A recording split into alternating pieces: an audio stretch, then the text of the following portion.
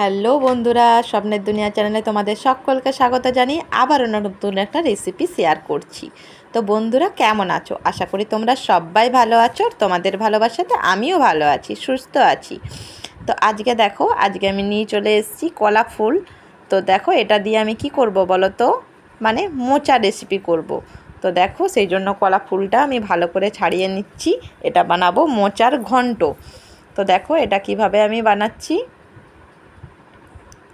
আর এই মোচা রেসিপিটা তোমরা যদি খেয়েছো না, তো খুব ভালো লাগবে। দেখবে এইভাবে রেসিপিটা বানাবে, ট্রাই করবে। তো সেই জন্য ভিতরে থাকা দেখো দেশলাই কাঠির মতো আর একটা পেঁয়াজ ছালের মতো থাকে, ওইটাকে ফেলে দেবে। কারণ ওটা যদি থেকে যায় না, তাহলে ফুলটা তেতো লাগবে খেতে। তো সেই জন্য দেখো আমি সবগুলো পরিষ্কার করে বেছে নিয়েছি। আমি কম পরিমাণেই বানাবো। আর এই দেখো আলু কেটে নিয়েছি। এবার একসাথে দুটোকে দিয়ে একটু সিটি দিয়ে দেবো। দেখো এবার ওগুলোকে ভালো করে কুচি কুচি করে কেটে ওগুলোর জলে দিয়ে দিয়েছি। একটু নুন দিয়ে দেব, যাতে কলার যে গাবটা হয় সেটা মানে নেমে যাবে। আর এটা খেতে খুব সুস্বাদু হয়। তোমরা ভাতের সাথে মানে এক থালা ভাত তোমাদের এটা দিয়েই সব পেরিয়ে যাবে, এত সুন্দর হয় রেসিপিটা। তোমরা বাড়িতে এভাবে ট্রাই করো, আমি যেভাবে দেখাচ্ছি। যারা খায় না তারাও কিন্তু এই সেন্টটা খেতে চাইবে। তো দেখো সেই জন্য কুচি রাখা আমি ওটাকে ভালো করে ধুয়ে একেবারে কুকারে দিয়ে দিলাম, নুন দিয়ে দিলাম যাতে সিদ্ধ হয়ে যায়। আর একটু হলুদ দেব, তাহলে যেমনি কাঁচকলা আমরা কেটে রাখলে একটু হলুদ আর নুন দিয়ে রাখলে ওটা কিন্তু গাবটা বেরিয়ে যায়, সেই জন্য এটাও কিন্তু আমি হলুদ আর নুন দিয়ে রাখলাম। এবার এটাতে সিটি দিয়ে দেব। দেখো এবার একটু নেড়ে নিলাম। এবার প্রেসার কুকারটা লাগিয়ে নেব। আর কুকারটাতে আমি ডাল করেছিলাম, সেই জন্য দেখো কুকারে ডাল লেগে আছে। আর এদিকে নিয়ে নিয়েছি আদা, পেঁয়াজ, রসুন, টমেটো আর কাঁচা লঙ্কা। এবার এগুলো আমি বেটে নেব।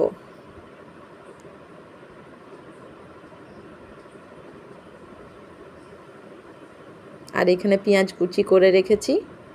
যদিও এতটা মশলা আমার প্রয়োজন হবে না, এখান থেকে একটু মশলা আমি অন্য সবজি বানিয়েছিলাম। আর দেখো এবার কুকারে ওটা সিটি হয়ে গেছে, দেখে নিচ্ছি যে সিটিটা মরেছে কি না। এবার দেখো এটা সিদ্ধ হয়ে গেছে। দেখো হলুদ লাগছে। এবার জলটাকে ছেঁকে নিলাম, কারণ ওই জলটা দেওয়া যাবে না, ওই জন্য জলটাকে ছেঁকে নিলাম। কুকারে যা কিছু লেগেছিলো সব পরিষ্কার করে নিলাম। এবার এটাতে কি দিচ্ছি বলো তো? হ্যাঁ, হালকা করে মসুর ডাল দিলাম। মসুর ডালটা কিন্তু খুব বেশি সিদ্ধ করা চলবে না, হালকা হাফ সিদ্ধ যেটা বলে সেইভাবে সিদ্ধ করতে হবে। দেখো দেখো এটা এবারে কুকারে দিয়ে আমি নুন দিয়ে দিলাম যাতে তাড়াতাড়ি সিদ্ধ হয়ে যায়। আর এই দেখো যতটা মশলা আমার প্রয়োজন আমি ততটা মশলা কলা ফুলের খোসাটাতে নিয়ে নিয়েছি, দেখেছো? বাটির দরকার হবে না। আর এই দেখো হলুদ গুঁড়ো দিয়ে দিলাম।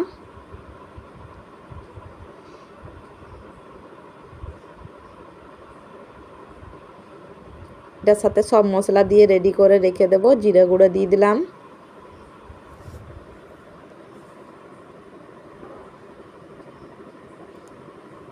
আর প্রয়োজন মতো নুন দিয়ে দিলাম, কারণ সিদ্ধ করেছিলাম যে জলটা সেই জলটা তো ছেঁকে দিয়েছি, তাহলে সেটার তো নুনের তো প্রয়োজন, ওই জন্য নুনটা দিয়ে দিলাম।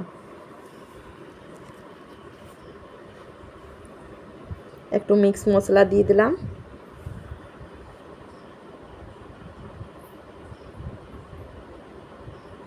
মানে গরম মশলা। দেখো এবার কড়াইয়ে তেল দিয়ে দিয়েছি। আর ক্যামেরাটা লড়ে যাচ্ছে কারণ এক হাতে ফোন ধরেছি আর এক হাতে রান্না করছি, তো ওই জন্য। এবার পেঁয়াজ কুচি দিয়ে দিলাম। তেলটা দেখো সেরকম গরম হয়নি। এবার পেঁয়াজ কুচিগুলো লাল লাল করে ভাজা পর্যন্ত আমি অপেক্ষা করব।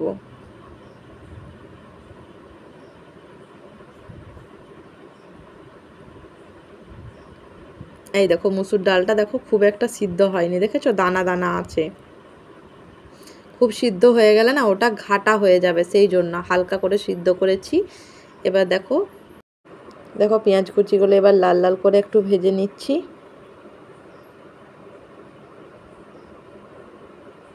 ভাজা হয়ে যাওয়া পর্যন্ত আমি একটু অপেক্ষা করব। আর তোমরাও এইভাবে এই রেসিপিটা বানাবে, দেখবে খুব সুন্দর হবে।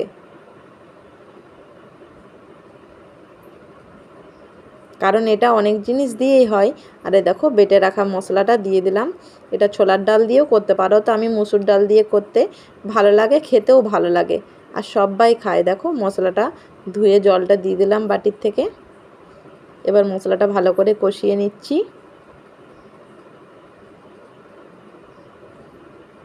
আর মশলাটা তেল ছাড়া পর্যন্ত একটু অপেক্ষা করব। দেখো ভালো করে কষিয়ে নিচ্ছি।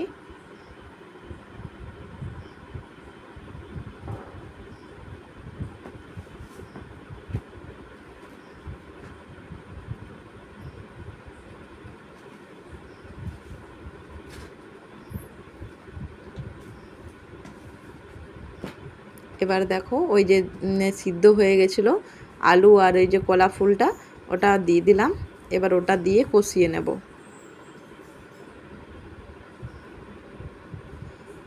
একটু সামান্য জল দিয়ে দিলাম যাতে ওটা মাখা মাখা হয়। ওটা দিয়ে কষাতে থাকবো। আর যে কোনো রান্নার দেখবে যত কষাবে ততই সেন্টটা হয়। এবার মসুর ডালের জলটা কিন্তু আমি ফেলিনি। এবার ওই জল সমেত আমি এটাকে একসাথে দিয়ে নাড়বো।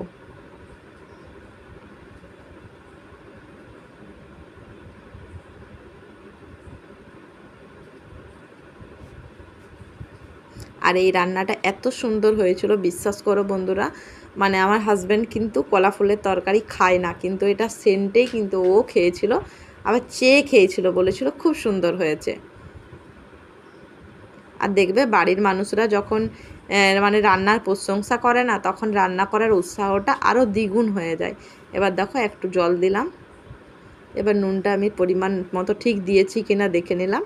এটা সিদ্ধ তো হয়েই গেছে। আর এবার এটা একটু ফুটিয়ে নিচ্ছি দেখো। আর বন্ধুরা প্লিজ কথার মাঝে ভুল হতে পারে, বন্ধু মনে করে ক্ষমা করে দিও। এবার দেখো এটা ভালো করে মিক্স করে নিচ্ছি। এটা মাখা মাখা হয়ে যাক। সব তো সিদ্ধ হয়েই আছে, তাও দেখো যতক্ষণ না ভালো করে ম্যাটঘেট হবে ততক্ষণ পর্যন্ত এটা তরকারিটা কিন্তু সেরকম মানে ভালো লাগবে না। এটা যত ম্যাটঘেট হবে তরকারিটা আরও টেস্টফুল হবে।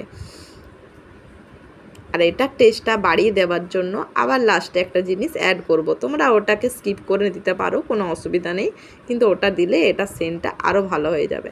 বলো তো কী দেবো? হ্যাঁ একদম ঠিক ধরেছো, ঘি দেব।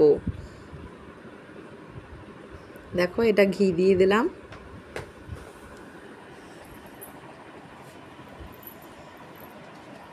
এবার ঘি দিয়ে এটা একটু নেড়ে নেব। আর এই সেদিন আমি মাছের ঝোল বানিয়েছিলাম, ওটাই পাশে রাখা ছিল।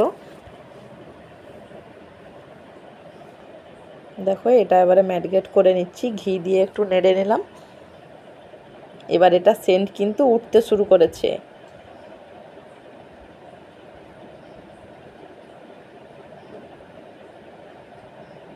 আর তোমরাও এইভাবে ভাতের সাথে বানিয়ে খেও, ভাত বা রুটির সাথে যে কোনো একটা, মানে জাস্ট জমে যাবে। দেখো এবার ফুট ধরেছে, ওটা ভালো করে একটু ম্যারিনেট হয়ে নেক।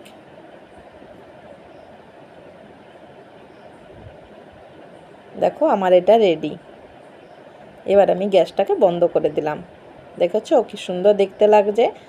আর ভিডিওটা এতক্ষণ ধরে ধৈর্য সহকারে দেখার জন্য সবাইকে অনেক অনেক ভালোবাসা। সবাই ভালো থেকো, সুস্থ থেকো, সাবধানে থেকো। আর আমার নিত্য নতুন রেসিপি দেখার জন্য চ্যানেলটা অবশ্যই সাবস্ক্রাইব করে রাখো। ভিডিওটা ভালো লাগলে like, comment and share. Tata বন্ধুরা।